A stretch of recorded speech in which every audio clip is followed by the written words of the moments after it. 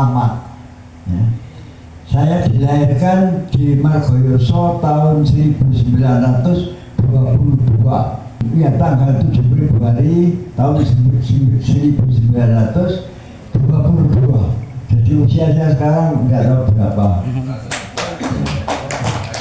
Saya minta kepada para hadir ya ini apa ya, orang-orang yang hadir di sini, semangatlah seperti saya. Ya, karena saya pada waktu tahun 45 saya pejuang yang masih hidup, ya. Salah satunya pejuang 10 November di Jawa Timur yang hidup tinggal saya sendiri, dan yang pernah melakukan perobekan bendera tahun 1945 ya, di Hotel Yamato. Itu saksinya tinggal saya sendiri, yang lain sudah tidak ada, karena pada waktu itu perobekannya itu saya menyiapkan ondo, bukan ikut merobek tapi ikut menyiapkan tangga ya. Yang merobek itu anak-anak bukan anak Surabaya, salah, anak-anak Indonesia yang berada di Surabaya.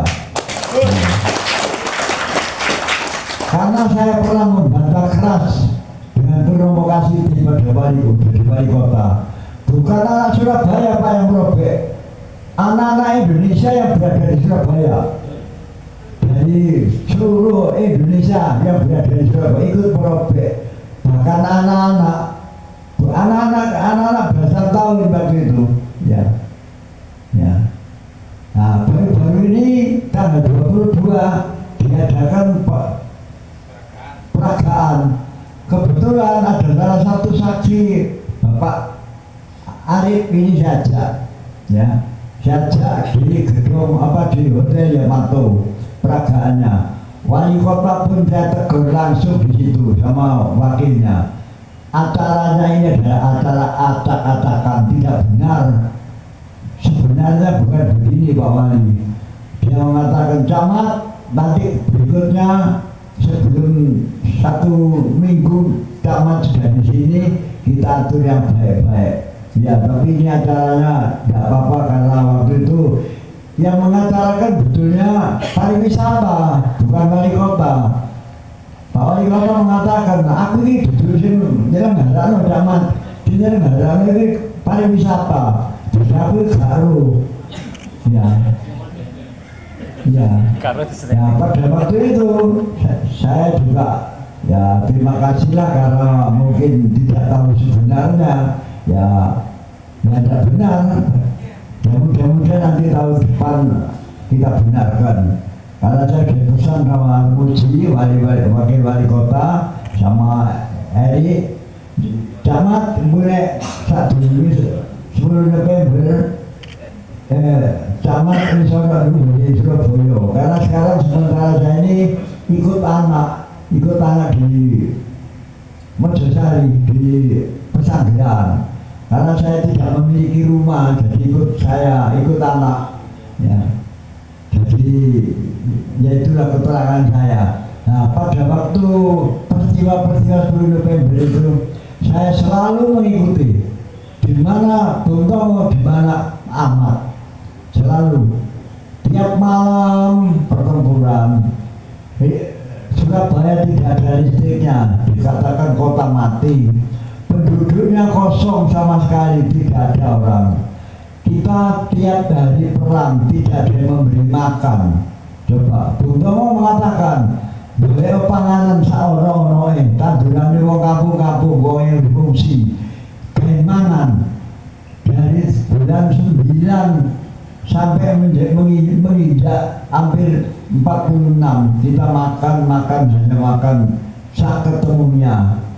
Ya, banyak kawan-kawan kita itu mati kelaparan. Dan kalau meninggal itu ya maaf aja, ini yang saya ketahui sendiri, tidak dikubur tapi dibuang ke kali. Ini sejarah yang bukan ditambahi, dikurangi, karena saya saksi hidup pertempuran di Surabaya.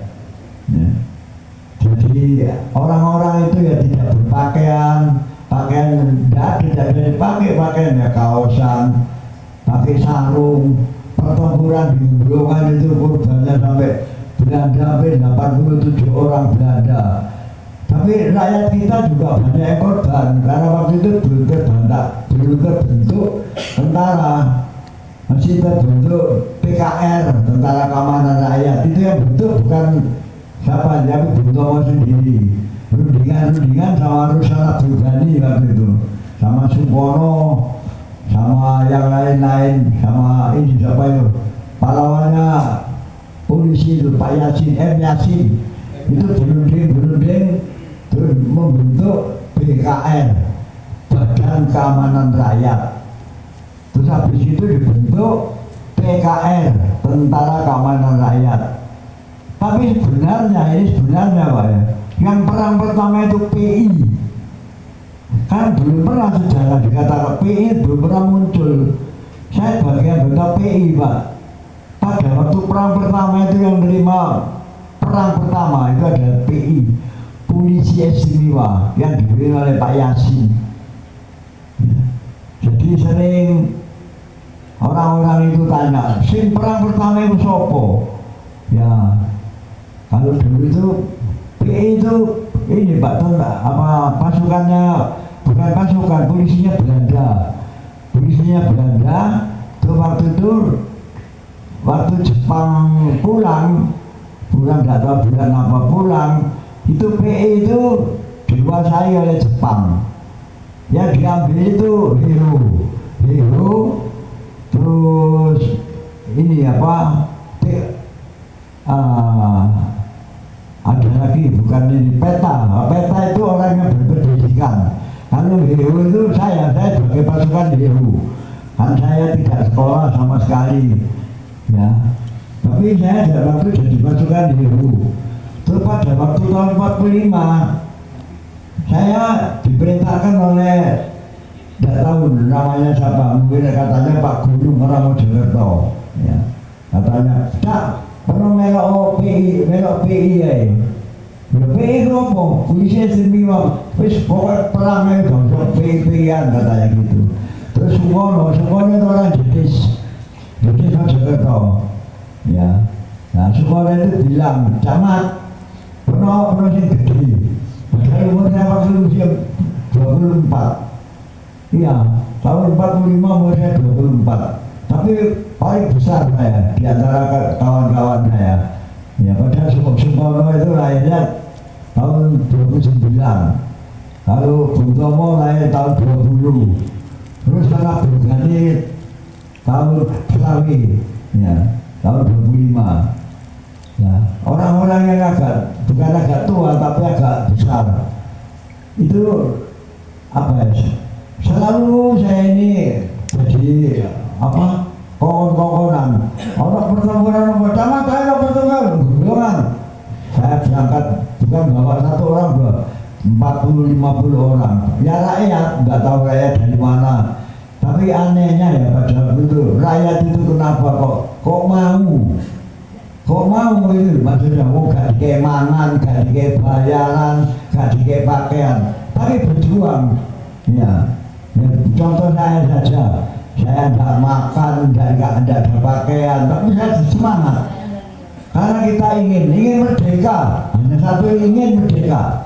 Bagaimana caranya? Ya, kita lawan. Ya, karena waktu itu ya tahun 42 saya sebagai tentara Jepang dulu. Ya, jadi saya pelajaran perang itu diajari oleh Jepang tahun 43 sampai 44. Terus habis itu Jepang negaranya dibom, pulang di rumahnya ini keleleran. Ya keleleran betulan ya. Saya ini berunding sama 4 orang. Ini ya apa ini? Ya mulai dewe pulang sendiri orang-orang. Waktu itu keleleran juga bulan ada 1.500 orang. Ibu peta itu keleleran. Jepang masuk kapal. Ya.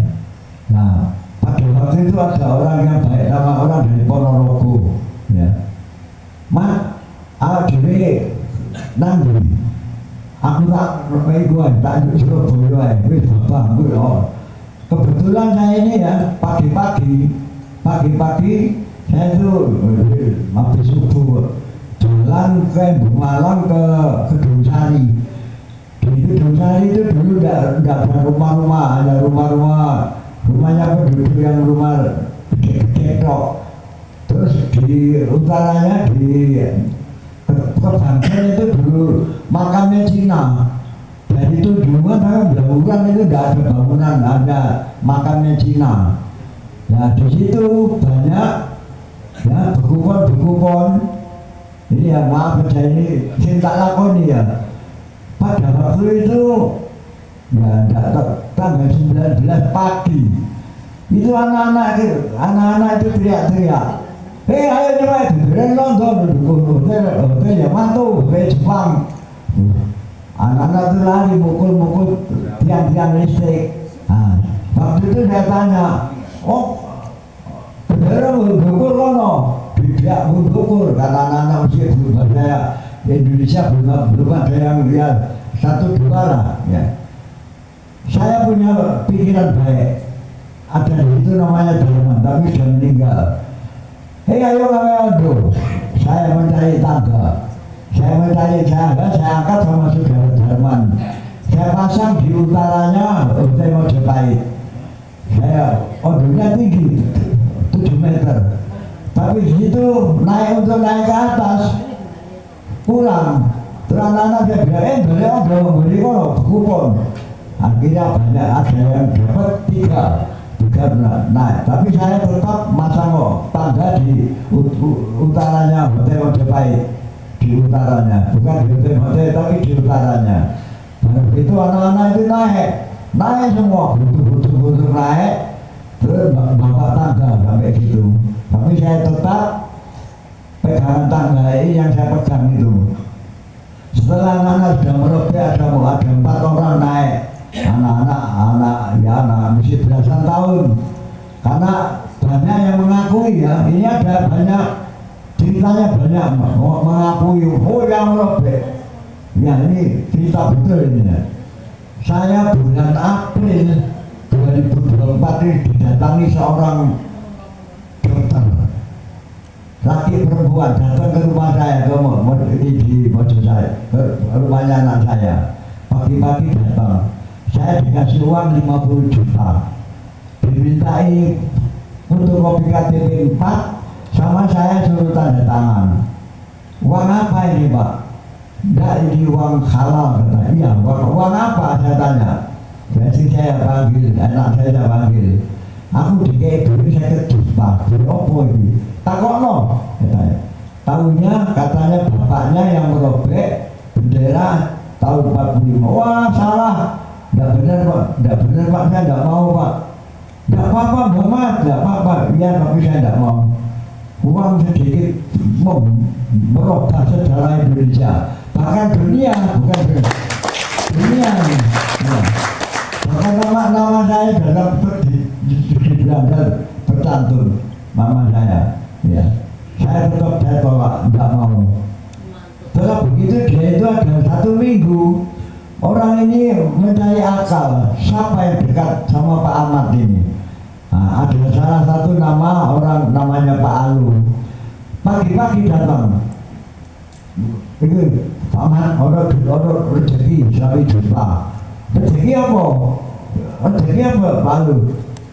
Bisa. Aku jadi KTP ini Pak Ahmad. Kalau kami tanya, oh aku ngerti sampai dikongkon itu dokter teko Malang. Ini betul ini. Gak apa-apa kan, mau kalau duit kena didolei secara tidak bisa dirobek. Saya tidak mau. Karena ini secara dunia, perobekan bendera ini bukan sembarangan, tidak diakui dunia. Karena Belanda marah karena benderanya disuwek. Nah itu. Nah, kalau yang merobek itu memang anak-anak.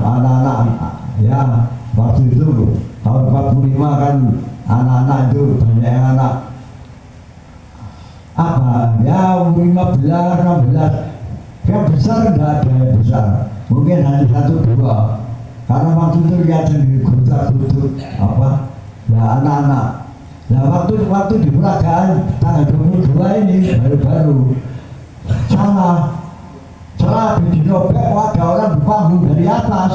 Loh, saya bilang pada waktu itu kok nggak ada begitu, ada tembakan dari dalam tapi nggak menaik orang. Mau orang habis merobek itu anak lari ke barat, lari ke selatan. Ya. Nah, waktu ini memang saya tegur langsung wali kota. Tidak begitu Pak Jayadi, salah. Oh ya, nanti lain kali nanti dicoba Pak Mat ya. Ini saya sampaikan pada bapak-bapak ya. Dan saya sangat terima kasih kepada orang yang mesti menghargai saya sebagai orang pejuang November yang masih hidup ya. Ya saya terima kasih, nanti mudah-mudahan ada yang murah sama saya ya, apa ya, mengucapkan terima kasih lah ya. Karena sekarang saya ini apa ya, dikatakan veteran menderita ya, ya tidak dikatakan menderita ya. Saya 2019 dipanggil Jokowi, dipanggil ke Jakarta. Saya ucapkan apa padanya. Saya ucapkan saya tidak punya rumah presiden. Ya saya numpang pada anak saya. Saya pensiun sudah 50 tahun. Tapi saya tidak punya rumah. Punya rumah dinas saya di Kodam. Ya. Karena istri saya itu yang nomor 2 meninggal. Saya kan tidak ada yang apa masak, kan tidak ada yang rambut, tidak ada yang. Saya pergi ke Mojosari karena saya juga punya istri ketiga gitu. Cuma istri ketiga, ya. Karena istri saya yang pertama itu tahun 47, saya kawin sama Bung Tomo bareng. Bung Tomo akad nikah di Tretes. Saksinya kemarin dijadwalkan Pak Arif.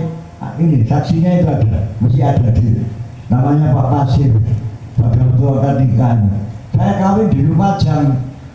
Di Lumajang sama orang turunan orang Tengger di daerah Juji Alit, tapi di Penangganya ya. Kami situ saya jadi Tretes itu jalan kaki sampai sana 1 hari 1 malam, jalan kaki sama istri saya ini sampai sana ya bahkan jauh lewat Dampit Turen sana. Sampai sana terus sampai akhir habis dapat nikah saya kembali ke Surabaya. Dan saya cari pasukannya di Tretes itu sudah tidak ada, morat marit mundur ke Terawas. Saya cari pasukannya ada, tapi ganti pimpinan Pak Slamet. Oh bukan pimpinan saya, Bung Tomo mau mundur ke nama Jakarta. Saya kebetulan ketemu Sumono. Saya bilang, no, Mas Tomo nanti. Orang nunggu ini prosok di Jombang apa mulu roh akhirnya saya sama semua itu jalan 3 orang, akhirnya ketemu di Proso, di Kebun Agung Proso, di dekatnya apa namanya Yain Raja Agung ya Raja Agung. Nah, ketemu di situ menyusun lagi. Ya memang Bung Tomo orangnya yang bukan begitu, tapi dia kalau sudah mengatakan Allah Akbar 3 kali, kita tidak ada rasa menikmati itu tidak ada. Jiwa kita itu sudah menjadi jiwa semangat. Ya. Karena itu benar-benar ini ada di Bubutan itu 42 saudara Belanda yang meninggal. Perintahnya Bung Tomo, camat munggah dulu di atas viaduk. Nah, senjata saya itu memang senjata sekarang masih ada di Malang, di museum. Pak Arif saksinya, saya ajak ke sana melihat itu. Pada waktu Mas Tomo bilang, camat pernah munggah, ini kok londokan itu kolor. Saya naik sama namanya Anwar, sama senjatanya itu mati juga, saya bawa. Ya bukan saya sendiri, ada 15 orang, tapi yang jatuh otomatis saya sama Anwar. Begitu berada datang dari utara, dia menurunkan pasukan, saya mulai sama Anwar, Bismillahirrahmanirrahim, gerabak 42 sudah berada tidak ada yang berdiri. Ya mati ya. Sampai ini Pak ya maaf ya. Bukan, ini saya kena penyakit itu penyakit ketakutan. Betul ini, penyakit ketakutan. 2023 saya mesti kena penyakit itu. Kalau malam saya ingat saya membunuh orang berapa, nggak bisa dihitung. Peristiwa gemblongan itu nggak bisa dihitung. Ya, seperti peristiwa di Gedung Coek, seperti membunuh apa semut. Jadi malam itu saya kalau ingat gitu, ya ingat menangis saya, menangis kepala saya tuan tembok, rasanya ingin mati ya. Kebetulan ya Allah itu sudah menuntun. Saya ketemu Pak Arif. Pak ini ada orangnya ini ya. Pak Arif selalu memberi ujangan-ujangan sama saya. Katanya gini, ingat nomor 10. 10 itu kita itu sekarang ada. Tapi pada waktu lain kali 0 itu kita tidak ada. Itu baru saya sadar. Istri saya bilang, kamu nggak tahu kumat, enggak. Aku kan dari Pak Andi, kawan dari nomor 10. Nomor 10 itu saya kira jadi ono, tapi itu pada satu saat gak ono. Baru saya sadar sampai sekarang. Apalagi sekarang ada kegiatan-kegiatan begini, saya selalu mengikuti. Di mana ada apa penghidupan apa? Ya. Dia pada pembongkaran atau ada pertahanan batu pertahanan, saya mesti ikut. Di mana-mana jauh-jauh saya mesti ikut. Dengan kebaikan inilah orang-orang yang sadar hati, cinta sama apa ya, tanah air kita. Saya merasa terima kasih. Saya bilang sama Panglima yang mau Malik juga, kalau ada pondok-pondok yang seperti ini Pak, Indonesia itu makmur, betul ya. Sampai jauh ya, ini mungkin tidak percaya apa tidak. Panglima itu pada waktu itu merintahkan orang 2 orang dari Belak, anggota Belak diperintahkan 2 orang atau 4 orang. Belak itu badannya intelijen, ya. Belak namanya Belak, diperintahkan ke sana. Habis itu laporan, saya dipanggil pada ke Kodam. Setelah ke Kodam saya ditanya begini, itu kiainya siapa? Kiainya Mukhtar Mukti. Ya. Umpamanya di Indonesia ini ada Panglima, ya 5 orang saja yang seperti itu. Waduh, Allah bangganya. Ya. Terus baru-baru ini tanggal berapa ada Pak Wisnu yang waktu parade ke pengadilan itu?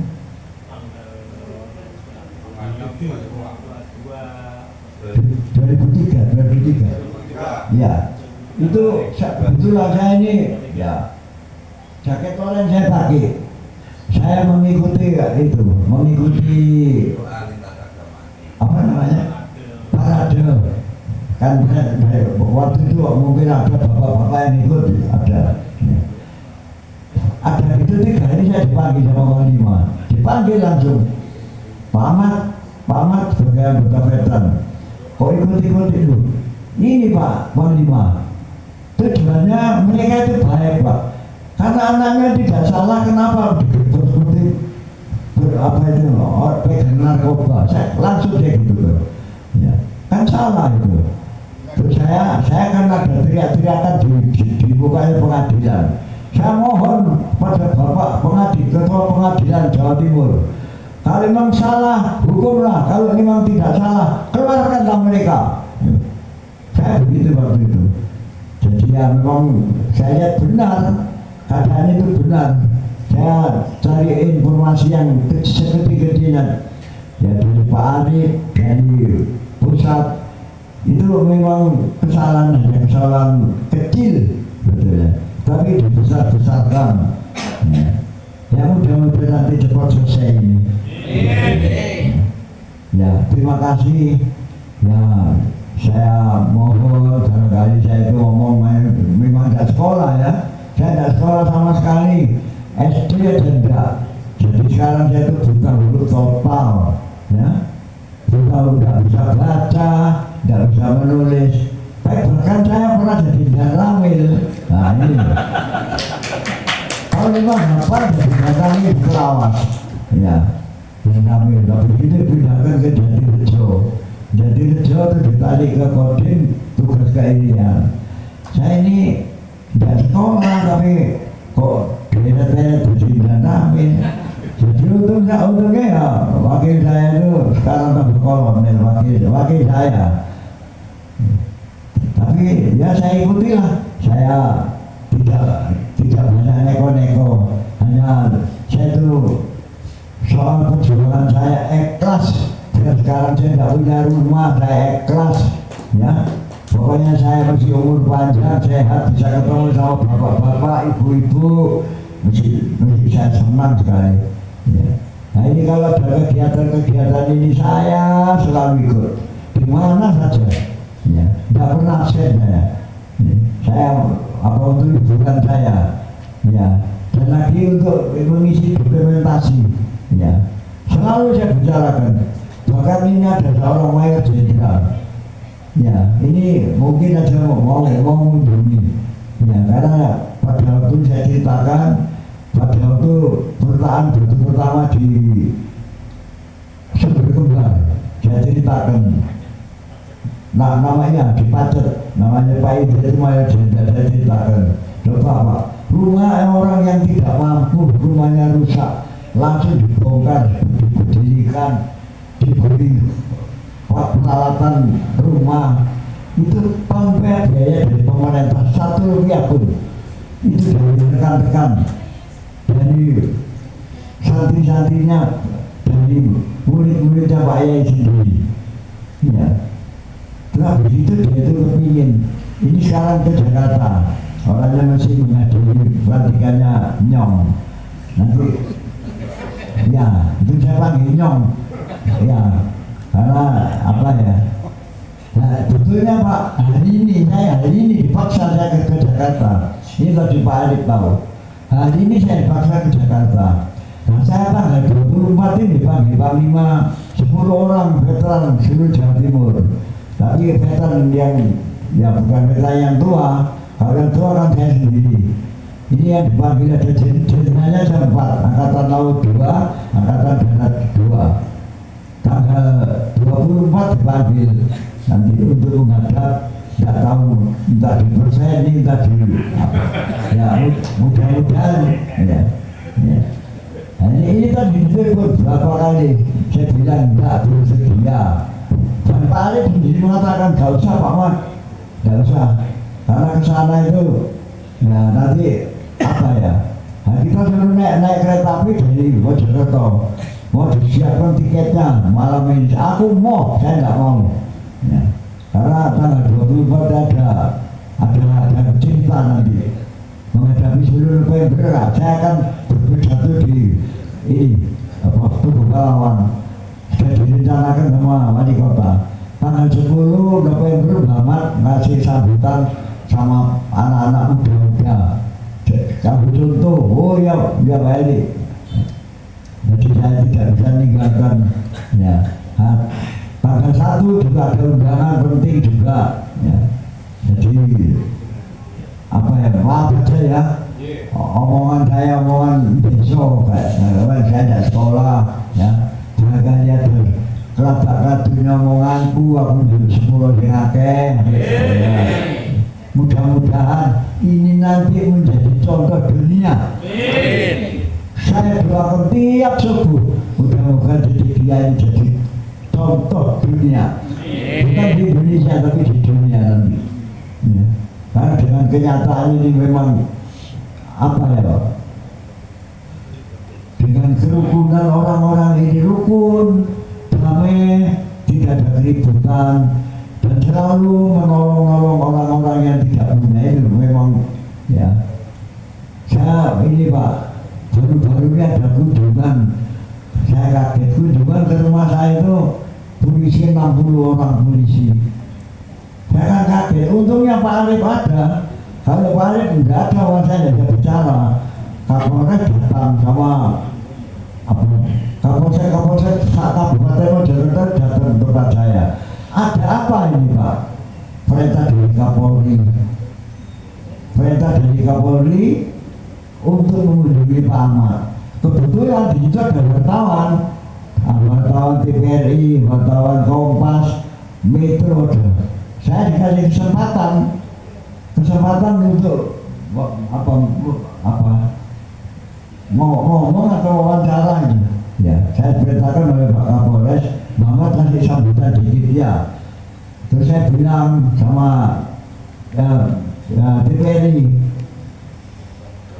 saya berterima kasih sekali kepada Bapak Kapolres Mojokerto dan jajarannya semua, menghormati pada orang-orang yang perjuang 10 November yang mesti hidup maksud saya. Ya. Saya sangat terima kasih pada Bapak Kapolres. Nah, saya minta kepada orang-orang lain atau pejabat-pejabat lain, gubernur atau panglima atau danrem, dandim, dan ramil, lakukan seperti itulah. Karena pada waktu tahun 51 Bung Karno pidato di Bogor, negara besar kalau lupa sama leluhur, negara itu akan hancur. Ini benar Pak, betul ini. Makanya sekarang saya mohon kepada para pejabat, akhirnya besoknya datang Pak, dari Korem datang, perintah-perintah yang datang tidak ada bintarannya, Korem datang sana.